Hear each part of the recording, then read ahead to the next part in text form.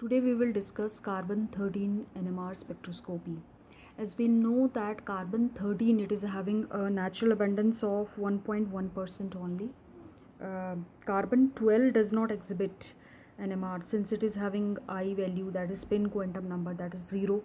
Carbon-13 nucleus, it also shows a spin of half spin nucleus. But when we compare it with proton NMR, carbon-13 nucleus is about 400 times less sensitive than the proton nucleus to the NMR phenomena.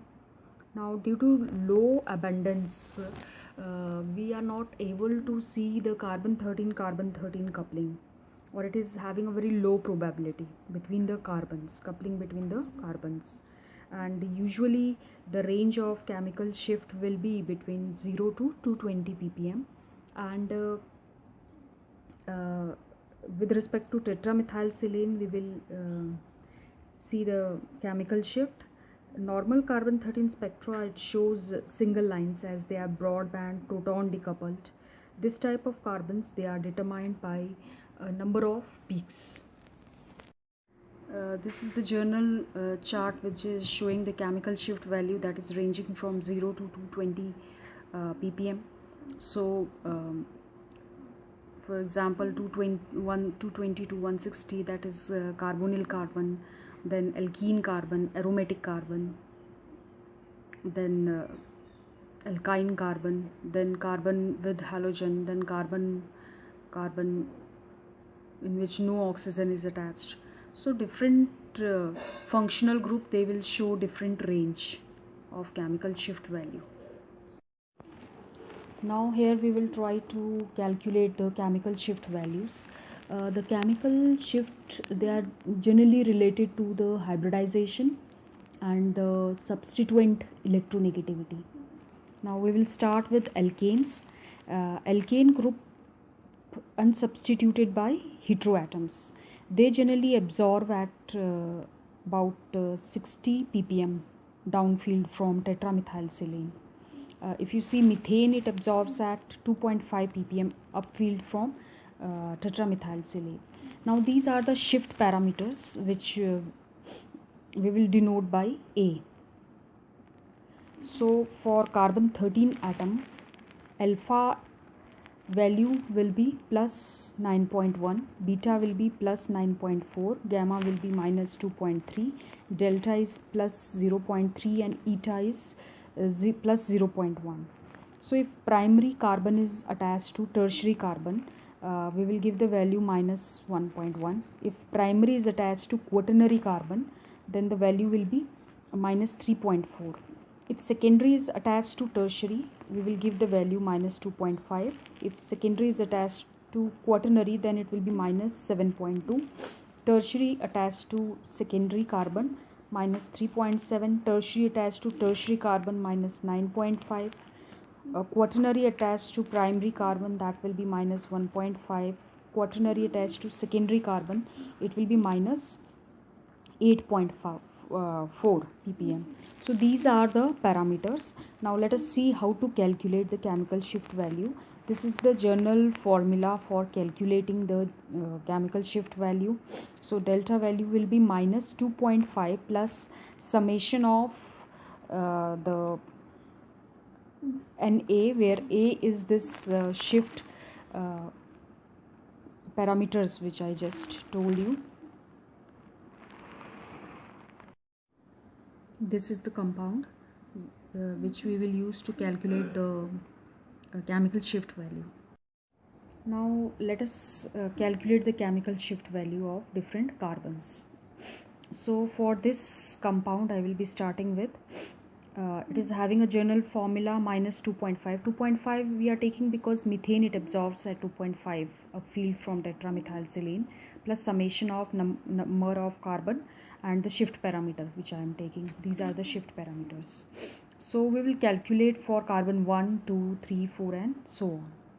Let us start with, let us calculate for this carbon number 1. So with respect to this carbon, this is the alpha carbon. So 1 alpha is there, this is the beta carbon.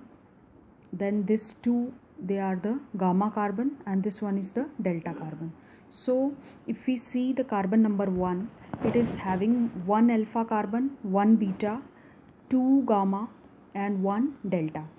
So we'll apply the formula minus 2.5 plus, now alpha value as I told you, that is, now the alpha value as I told you, that is 9.1, beta is 9.4, gamma is minus 2.5 and delta is plus 0.3. So we'll put these values. First we are calculating for this carbon. So with respect to this carbon is alpha. So 1 alpha is there, 1 beta is there, and this 2, they are gamma carbons. So 2 gamma are there and 1 delta is there. So we'll put the value minus 2.5 plus this is the alpha value into for 1 carbon, plus this is the beta value for 1 carbon, plus minus 2.5, this is the gamma value into 2 carbons, plus this is the delta value into 1 carbon. So it comes to be plus 11.3. Now let us calculate for the second. With respect to this carbon, this 2 carbons, they will be alpha, this 2 carbons, they will be beta, and this carbon will be gamma. So 2 alpha, 2 beta and 1 gamma. Besides, this is a secondary carbon which is attached to tertiary. So we'll put that value also, secondary attached to tertiary. It is having a value of minus 2.5. So in this it will be minus 2.5 plus alpha value into 2 plus beta value into 2 plus gamma value into 1 carbon is there, and plus this value minus 2.5 into 1. So you are getting 29.5. So second carbon, it will have value 29.5. Now let us calculate for the third. If you see the third, it is having, with respect to this 3 are alpha, so it is having 3 alpha carbon. This is first alpha, second alpha and third alpha, and it is having 2 beta carbons. So it is having 3 alpha and 2 beta, and it is a tertiary carbon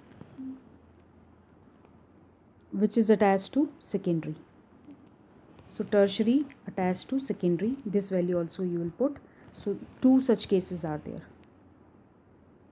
on either side. So alpha value into 3 plus beta value into 2 plus this tertiary attached to secondary value 2. So finally you got it to be 36.2. So this carbon, it will show 36.2 ppm shift. Similarly, you will be calculating for the remaining carbon.